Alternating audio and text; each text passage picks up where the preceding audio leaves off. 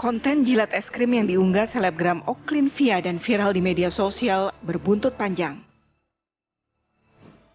Akting wanita yang kerap berpose seksi ini dianggap tak senonoh dan menyerempet ke porno aksi. Merasa video Oklin Via berpotensi menodai agama dan merusak moral bangsa, Pengurus Besar Serikat Mahasiswa Muslimin Indonesia atau PBSMI melaporkan Oklin ke Polres Metro Jakarta Pusat. Selain PBSMI, Pipik Dian Irawati atau yang dikenal dengan Umi Pipik juga melaporkan Oklin Via ke Bareskrim Polri. Umi Pipik melaporkan Oklin atas dugaan tindakan pornografi dan asusila terkait konten menjilat es krim yang dilakukan Oklin. Lantas, apakah konten yang diunggah selebgram Oklin Via ini merupakan penistaan terhadap agama? Mengingat pada kontennya Oklin mengenakan busana muslim, namun tak mencerminkan teladan dan adab umat muslim. Tim TV One mengabarkan. Sudah ada beberapa laporan yang masuk ke Bareskrim Polri terkait dugaan penistaan agama. Lebih dari 2 kayaknya, Vi. Lebih dari 2 ya? Lebih dari 2 ya. Dan ini juga nampaknya akan dilanjutkan secara proses hukum, tapi juga belum ada permintaan maaf dari si pelaku atau selebgram ini. Kita akan membahas mengenai hal ini dengan 2 narasumber yang sudah hadir. Ada Pak Kiai Haji Holil Nafis, Ketua MUI Bidang Dakwah dan juga Ukhuwah. Assalamualaikum. Waalaikumsalam warahmatullahi wabarakatuh. Alhamdulillah. Alhamdulillah. Bisa hadir, insya Allah sehat. Alhamdulillah. Kemudian juga ada Mas Muammar Eka, MK, pemerhati gaya hidup. Selamat pagi, Mas. Selamat pagi, Pagi. Sudah lama nggak ketemu ini? Iya, biar gini nggak dibilang Ustadz. Oh ya, kan lulusan UIN juga. Santri loh beliau. Iya. Oke, saya mau ke Pak Kiai dulu. Pak Kiai, sejauh ini sudah adakah mungkin langkah atau tanggapan dari MUI terkait selebgram ini atau viralnya video ini? Ya, pertama kalau berkenaan dengan permintaan di medsos banyak sekali. Bahkan banjir ke kita. Teman-teman minta tanggapan, saya menghindar sebenarnya. Kenapa? Karena saya pikir yang sepertinya hanya multitafsir dan banyak kemungkinan juga ya persepsi lah ya, persepsi. Dan secara resmi saya belum tahu apakah udah ada di MUI atau tidak. Yang saya tahu belum ada surat resmi ke MUI, tapi saya baca di media setelah adanya laporan ini akan nanti minta tanggapan ke MUI. Yang saya lihat, saya kenapa tidak menanggapi ya dari awal. Kita ingin meletakkan mana yang penodaan agama, penistaan agama, mana yang wilayah kesopanan dan wilayah kemaksiatan. Jadi kalau berkenaan dengan penodaan agama itu berarti kan merendahkan agama. Bahwa agama itu seperti menyebut Tuhan atau Allah atau Nabi Muhammad itu direndahkan. Agama Al-Quran itu adalah berkenaan dengan penistaan. Tetapi orang yang berbuat melanggar dari agama itu disebut dengan maksiat. Sementara orang yang tidak sopan, satu ya diasumsikan porno, diasumsikan itu melangkai dari batas-batas keadaban, itu disebut dengan kesopanan. Nah, kita memang tidak melakukan pengkajian secara khusus dalam hal ini baru pengamatan saya secara pribadi. Tetapi ketika nanti memang dari penegak hukum minta tanggapan pada kita, tentu kita memang ada kajian.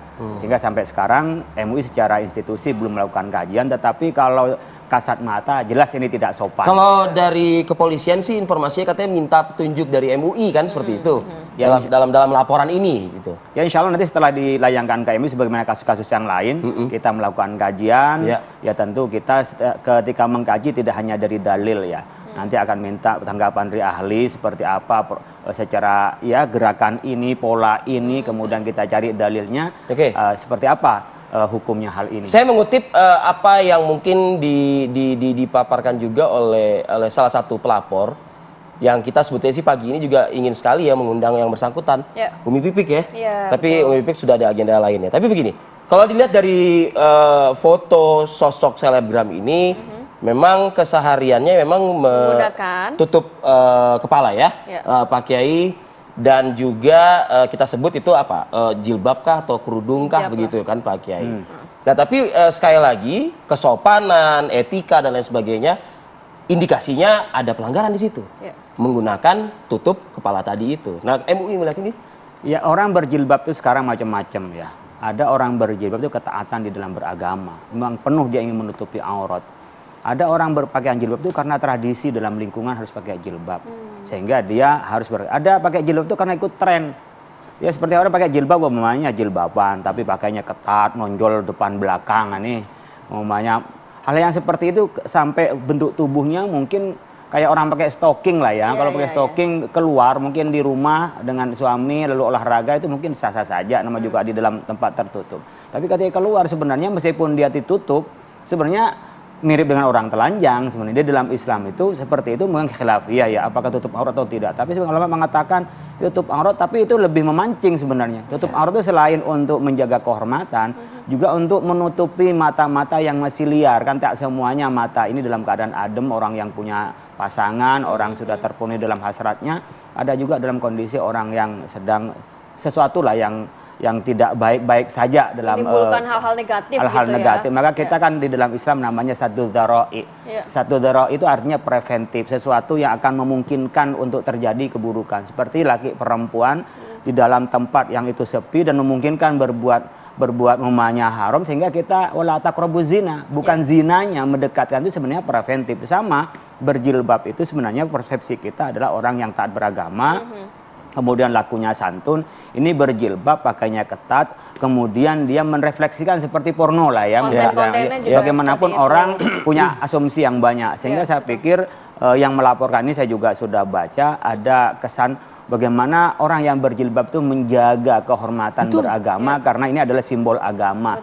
Yang kedua, orang yang beragama itu jangan sampai memamerkan sesuatu yang melanggar dengan agama, sehingga orang mengesankan, wah ini penistaan. Kalau dia tidak pakai jilbab, dia tidak pakai atribut keagamaan, kemudian dia tidak berbuat dosa atau tidak sopan seperti penistaan ini. Gitu ya. Ya saya pikir masih dikaji ya. Tapi kalau tidak sopannya pasti tidak sopan. Baik. Nah, Mas, gitu ya.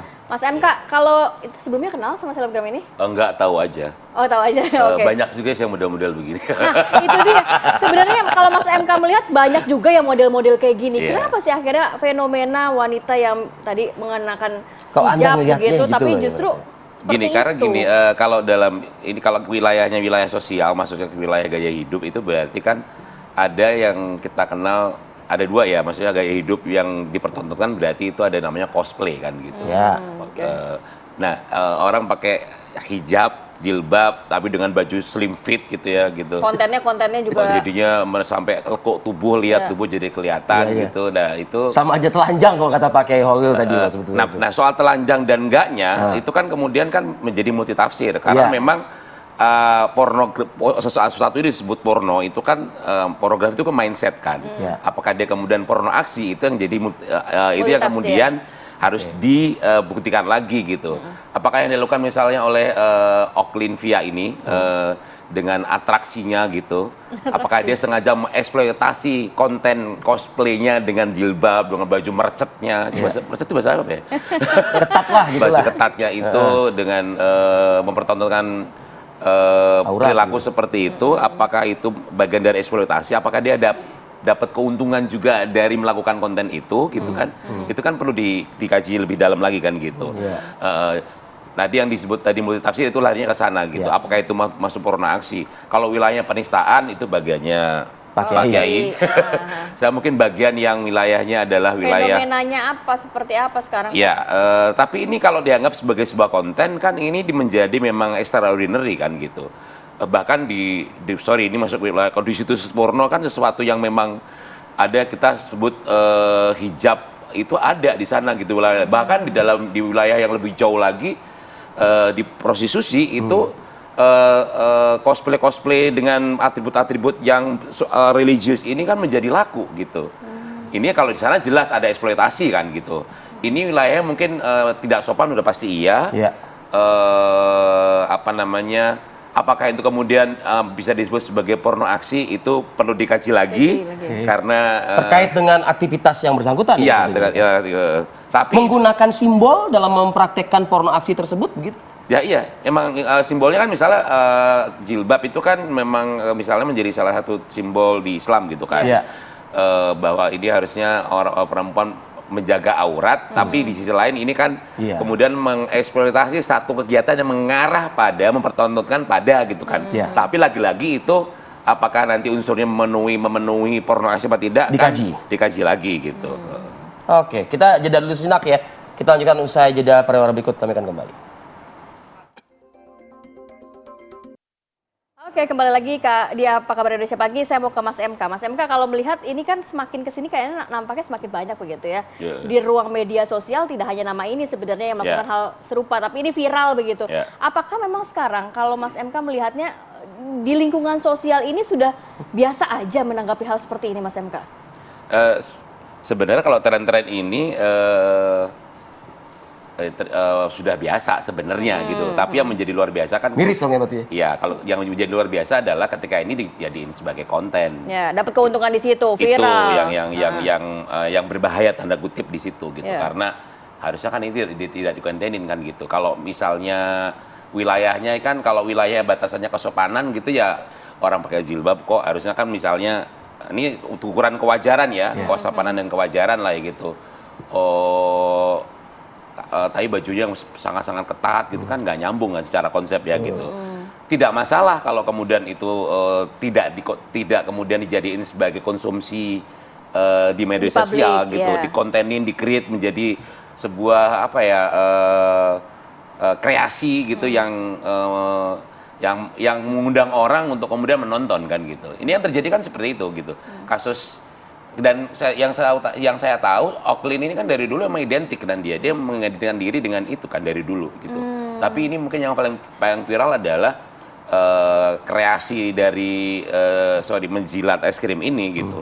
Sebelumnya kan ada kalau nggak salah beberapa secara personifikasi juga dia sudah tampil dengan ini dengan busana ini gitu dari awal gitu. Busana ini dan keseksiannya. Tapi tidak hanya Oklin ya, maksudnya masih ada beberapa lagi yang juga punya rekam jejak yang sama, punya tampilan yang sama gitu. Menurut Anda apa sih gini? Apakah tidak ada self warning ya MK? Gini loh, kita hilangkan dulu simbol-simbol keagamaannya. Banyak beredar di media sosial. Yang tanpa simbol keagamaan, iya kan? Kita ibaratnya mau ngomong, lu mau buat apa? Silakan ya, terserah deh, gitu kan? Nah, tapi dengan menggunakan simbol keagamaan, apakah tidak ada self warning ya dari seorang pelaku ini, begitu loh? Kan saya kan menggunakan ini ya, gitu loh maksudnya. Nah, kalau dari atau itu kesengajaan? Iya, kalau karena ini kreasi yang kemudian memang dibuat dan kemudian untuk menjadi beda secara kreasi, ya berarti kan memang. Iya dong, kalau dia tidak dari awal kan nggak mungkin di-post dong. Ya, gitu. Itu logika yang paling sederhana gitu. Artinya bentuknya bukan lagi self warning, dari awal memang diniatin dong berarti bahwa dia memang bikin dari awal dia punya mempersonifikasi dirinya sebagai sosok begini gitu kan. Karena yang image udah banyak di luar sana. Karena yang konten yang bikini yang apa udah biasa kan gitu. Jadi dia ingin dikenal seperti itu. Brand ini yang kemudian dibangun gitu, nggak mungkin tanpa unsur itu gitu. Kalau enggak, dan ini kan sudah enggak bukan kok 1-2 hari atau sebulan 2 bulan kan. Sudah cukup lama juga. Sudah cukup lama brand image ini dibangun kan gitu. Oke. Pak Kiai, kalau melihat miris ya kayak gini ya, ternyata ya nggak cuma 1-2 orang, nggak baru ini ternyata sudah brand image yang dibangun. Memang seperti itu Pak Kiai. Sebenarnya kalau orang Indonesia biasanya kalau ada yang viral, kemudian dilaporin polisi, minta maaf, lupa gitu ya Pak. Pengennya kita nggak ada lagi nih yang gini-gini biar nggak merusak anak bangsa. Ya, menurut saya yang waras jangan ngalah sekarang.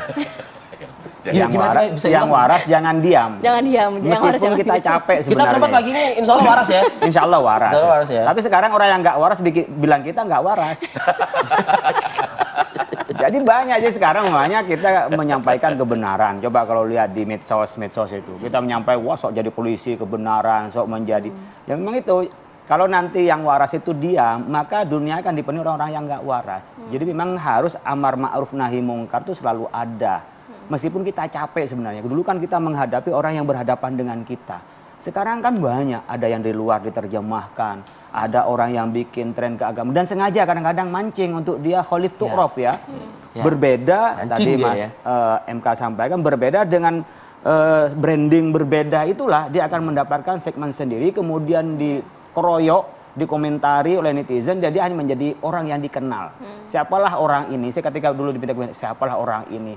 Nanti kalau saya komentari malah dia tambah tenar, tambah ini kan? Yang dia memang harapan dengan cara begini dia tambah tenar. Nah, tetapi ketika ini sudah masuk pada wilayah hukum, kemudian minta pendapat sama kita, mau tidak mau saya komentar. Nah, dan mau tidak mau kalau memang nanti pihak penegak hukum nanya kepada kita pasti memberi pendapat hukum. Sampai bina apakah ini hanya tidak sopan atau ini sudah maksiat atau bahkan ini sudah penistaan agama. Kita harus menyampaikan karena ada mustafti, ada orang minta fatwa pada kita, orang tanya lah, Kiai kalau gini gimana hukumnya, itu kan ada yang mustafti. Ini apalagi lembaga yang minta fatwa, pasti kita keluarkan fatwanya. Seperti apa ya tidak akan kita keluarkan. Mudah-mudahan dengan kasus seperti ini menjadi semacam pagar betis lah ya. Nggak semuanya orang mencari popularitas dengan cara melanggar etika keagamaan, dengan sosial kita yang sudah bagus, etika sosial kita, sehingga ketika dia maju tuh yang bisa memberi inspirasi, konstruktif gitu. Jadi orang bolehlah pengen terkenal, membranding dirinya itu sah ya, membranding diri itu sah, bukan melanggar agama, syariat sosial, tidak. Asalkan dia bisa memberikan kebaikan, memberikan maslahat, jangan sampai menggunakan jalur yang penting saya terkenal. Orang Arab dulu itu mengatakan pengen terkenal Anda, kencingin aja air zam-zam. Kalau air zam-zam dikencingin, Anda pasti terkenal. Kenapa? Karena semua orang akan marah. Buat diminum kok Anda. Sedunia marah. Itu sama, pakai jilbab, berperilaku suatu yang persepsi nih ya, persepsi orang adalah pornografi atau porno aksi yang dipersepsikan orang. Sampai orang melapor ini kan persepsi. Dan persepsi orang nggak bisa disalahkan. Karena orang mempunyai background, punya pola, yang begini ini adalah kerjaan-kerjaan seperti ini.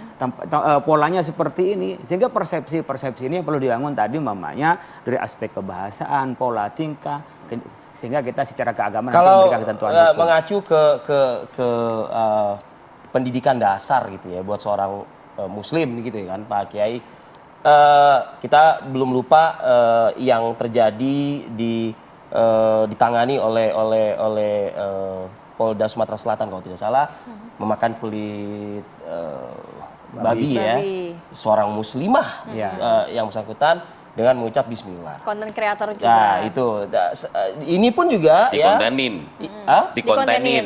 juga. Nah ini pun juga seperti itu. Saya yakin mungkin terlahir dari orang tua yang Muslim dan sudah juga mengajarkan ajaran-ajaran keislaman kepada mereka, ini semua segala macam. Seharusnya kan itu kan tumbuh kembangnya di dalam jati diri manusia, diri kita. Pertanyaan berikutnya sebenarnya di Muslim apa enggak? Nah kalau misalnya dia bukan Muslim, dia menggunakan ya makanya tadi kita belum tahu nih. Saya juga sampai sekarang juga belum tahu loh. Apakah kemudian identifikasi dirinya itu udah portfolionya lengkap nih, kita juga belum tahu loh ini. Karena sampai sekarang juga belum ada klarifikasi loh Pak. Apa tuh tanggapan Pak? Pertama tentu tadi Mas MK menyampaikan kita harus personifikasi orang ini seperti apa. Dan pola keluarganya seperti apa. Kita ingin bicara soal pendidikan ke depan ya. Kita bisa mengupayakan Republik ini, bangsa ini bagaimana tetap menjaga adat ketimuran, menjaga adat kesopanan. Itu adab itu kesempurnaan dari kita beragama sebenarnya. Kalau orang beragama itu ada akidah, keyakinan, kemudian ada artikulasi dalam perbuatan, tapi kesopanan itu adalah artikulasi dari keimanan dan keislaman itu. Tetapi memang tak semua orang itu meskipun dalam keluarga yang baik-baik, anaknya menjadi baik-baik. Itu dicontohkan seperti meskipun dari kecilnya dia diajarkan. Iya, seperti Kan'an kalau dalam cerita Nabi Nuh umpamanya itu kan tidak semua, atau Nabi Lut dengan istrinya kan tidak semuanya dalam keluarga itu bisa taat. Kalau dalam kerangka kita hanya berupaya ya. Berupaya bagaimana mendidik orang menjadi baik. Tetapi instrumen baik kesadaran itu tetap adalah ada pada wilayah otoritas Allah. Innaka la tahdi man ahbabta walakinul yahdi man. Kita nggak bisa memberikan hidayah kepada orang kesadaran kecuali Allah memberikan hidayah. Nah, karena orang tidak semua dapat hidayah, ada pagar betis adalah wilayah kontrol masyarakat. Kemudian ada kontrol negara. Makanya kayak seperti ini Kominfo harus sudah men-take down. Makanya akunnya kan dia kepengen banyak follower. Habisi aja followernya. Orang yang sedang sama dengan orang korupsi pengen banyak harta, dibikin miskin dia. Karena khawatir kan resah kan dengan semakin beredar video makanya ini. Kayak begini langsung di take down saja setiap akunnya nggak ada. Ini tidak bisa muncul ke media sosial. Jadi ada sanksi yang bisa dilakukan oleh sanksi sosial, ada sanksi yang bisa ditegakkan oleh pemerintah biar jera al-mawani wa zawajir dalam penegakan hukum ketika nanti dia masuk proses hukum, kemudian bolak-balik diperiksa. Meskipun belum ditahan kan sudah ada nervous sehingga besok lebih perhatian kepada dia. Lebih dan hati-hati juga. Zawajir ya, mawani dia jera, ada mawani, orang lain nggak melakukan. Kenapa? Saya khawatir ada proses hukum seperti ini. Nah, ketika diributkan begini, pendidikan tidak hanya pada dia, tapi kepada bangsa ini bagaimana menjaga kesopanan itu dan tapi yang menarik kebaikan dan sebenarnya melihat komentar-komentar yang netizen itu. Dan netizen itu nggak hanya orang-orang biasa ya, itu bisa siapa aja kan gitu. Ada beberapa public figure gitu. Menarik loh komennya. Yang semua dalam tanda kutip ya menghujat, dalam tanda kutip. Mayoritas menghujat. Menghujat, iya gitu. Itu artinya kan menjadi semacam kayak warning gitu lah bahwa pengawasan sosial begitu ya, pengawasan sosial bahwa ternyata apa yang ngelakuin tuh nggak asik gitu. Bahwa ya janganlah yang gini-gini gitu. Bahwa ya bikin konten yang lain kayak gitu. Dan itu ciri-ciri insya Allah sih masih mudah dicegah ya hal-hal seperti kayak gini. Saya membayangkan kalau netizen justru malah mendukung apa yang dilakukan oleh si selebgram ini. Kita nggak tahu deh itu udah jadi apa negara kita nantinya. Karena dia sebenarnya meletakkan sesuatu tidak pada tempatnya. Makanya jadinya nggak asik. Nah, kita maha hebat lah netizen. Dengan segala komentar. Dengan segala komentar. Baik, terima kasih Pak Kiai, Mas MK, terima kasih sudah hadir pagi hari ini. Sehat selalu, assalamualaikum.